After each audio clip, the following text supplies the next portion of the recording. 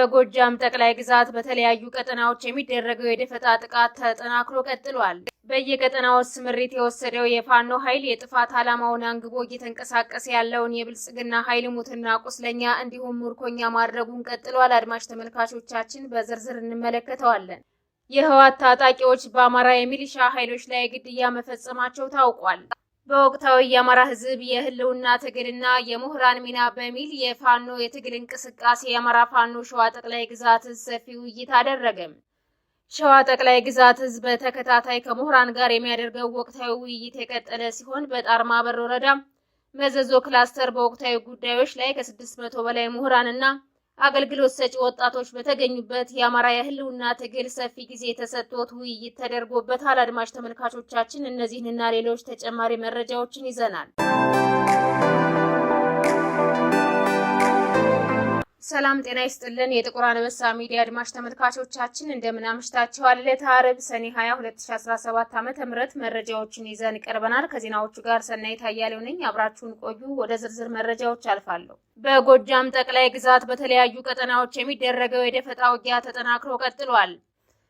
በየቀጠናው ስምሪት የወሰደው የፋኖ ኃይል የጥፋት ዓላማዎችን አንግቦ እየተንቀሳቀሰ ያለውን የብልጽግና ኃይል ሙትና ቁስለኛ እንዲሁም ምርኮኛ ማድረጉን ቀጥሏል። የአለቆችን ትዕዛዝ ለመፈጸም ጥረት እያደረገ የሚገኘው ወራሪ ኃይሉ ዛሬም ጥቃት መሰንዘሩን አጠናክሮ ቢቀጥልም በፋኖ ያጠፋ መልሶች ከባድ ሽንፈት ገጥሞታል። በመሆኑም በዛሬው ዕለት ከምስራቅ ጎጃም ከጅጋ ከተማ ተነስቶ ወደ ዝንድብሬሽን ይዞ በተንቀሳቀሰው በጠላት ኃይል ላይ በተወሰደ የደፈጣ ጥቃት ከፍተኛ ኪሳራ ገጥሞታል። በጅጋ ሻለቃ የፋኖ ኃይሎች በተደረገ የተጠና የደፈጣ ውጊያ ከ14 በላይ የሚደርሱት ሲደመሰሱ 9 የሚሆኑት ቁስለኛ ተደርገዋል ተብሏል። በዚህ የተጠናና የደፈጣ ውጊያ የጠላት ኃይል ሙትና ቁስለኛ ሆኖ የተመለሰ ሲሆን በርካታ የብሬንና የክላሽ ጥይቶች በፋኖ ተማርከዋል። እንዲሁም ከሰከላ ወደ ግሽ አባይ ከተማ ያመራው የብልጽግና ሰራዊት በአካባቢው በሚንቀሳቀሰው የፋኖ ኃይል መንገድ ላይ ተይዘው ከ5 በላይ የሚሆነው ሲደመሰስ ቀሪዎቹ ቁስለኛ ሆነዋል። በትናንትናው ዕለት በጎጃም ቀጠና በበርካታ ቦታዎች የደፈጣ ውጊያዎች ተካሂደዋል። በዚህም የብልጽግና ሰራዊት ከፍተኛ ሰብአዊና ወታደራዊ ኪሳራዎችን አስተናግዷል ሲሉ የመረጃ ምንጮቻችን ተናግረዋል።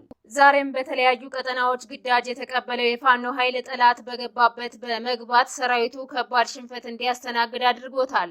በተያያዘም ብዛት ያለው የብልጽግና ሰራዊት ከጎንደርና ከወሎ አቅጣጫ ወደ ባህር ዳር ስለመግባቱ ታውቋል።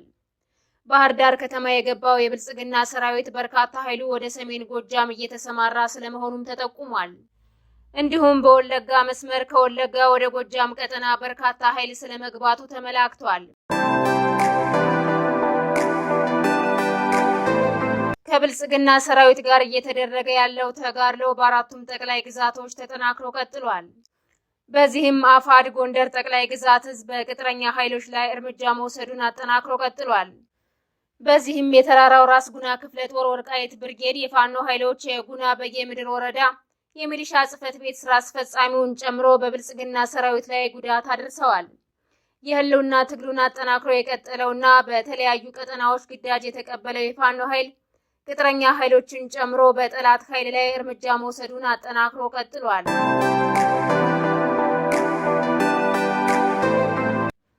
የህወሓት ታጣቂዎች በአማራ ሚሊሾች ላይ ግድያ መፈጸማቸው ታውቋል።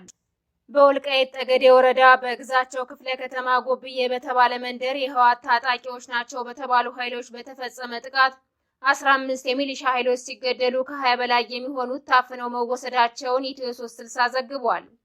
በዚሁ ቡድን በተፈጸመ ጥቃት የቆሰሉ የሚሊሻ አባላት ስለመኖራቸውም ተጠቁሟል። ይህ በእንዲህ እንዳለ በአፋር በኩል የህወሓት ታጣቂ ነኝ የሚለው ቡድን አዲስ የቦታ ሽግሽግ እያደረገ ነው ያለውና ክልሉን አስተዳድራለሁ የሚለው አካል የልዩ ኃይል አባላትን እንደ አዲስ ቦታ እንዲይዙ እያደረገ ስለመሆኑ ተገልጿል። የትግራይ አማጺ ቡድን ከሚባለው መካከል በብልጽግና የሚደገፍ ታጣቂ ስለመኖሩም ተመላክቷል።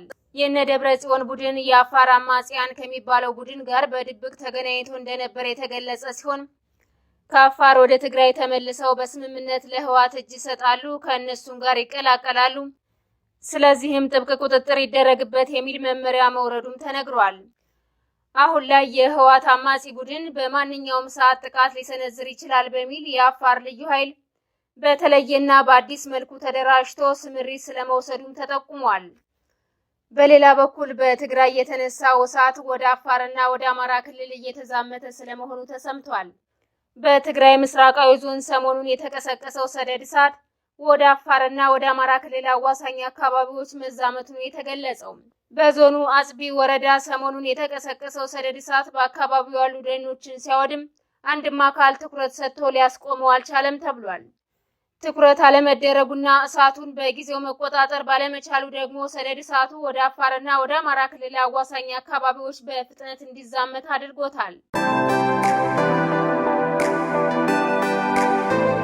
በወቅታዊ የአማራ ሕዝብ የህልውና ትግልና የምሁራን ሚና በሚል የአማራ ፋኖ ሸዋ ጠቅላይ ግዛት ሕዝብ በወቅታዊ ጉዳዮች ላይ ሰፊ ውይይት አድርጓል።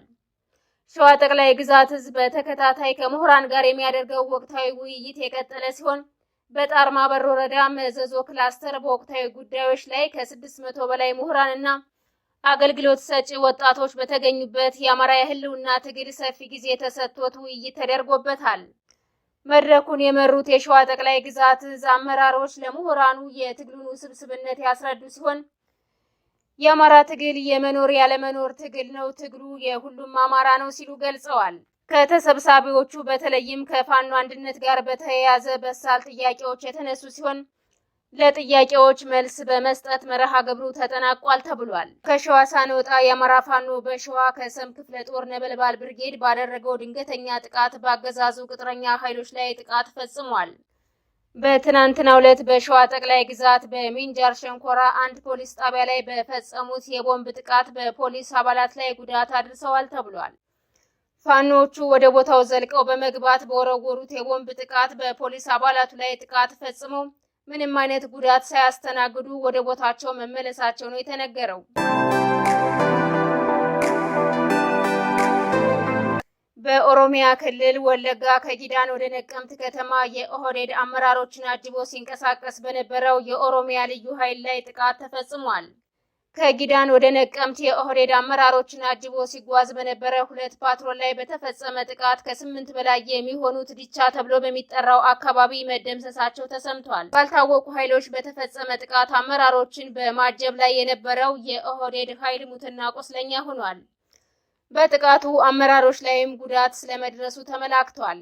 የተወደዳችሁና የተከበራችሁ አድማጭ ተመልካቾቻችን ለዛሬ ያዝንላችሁ መረጃዎች እነዚህን ይመስሉ ነበር። የዩቲዩብ ቻናላችንን ላይክ፣ ሼር፣ ሰብስክራይብ እንድታደርጉ በአክብሮት እንጠይቃለን።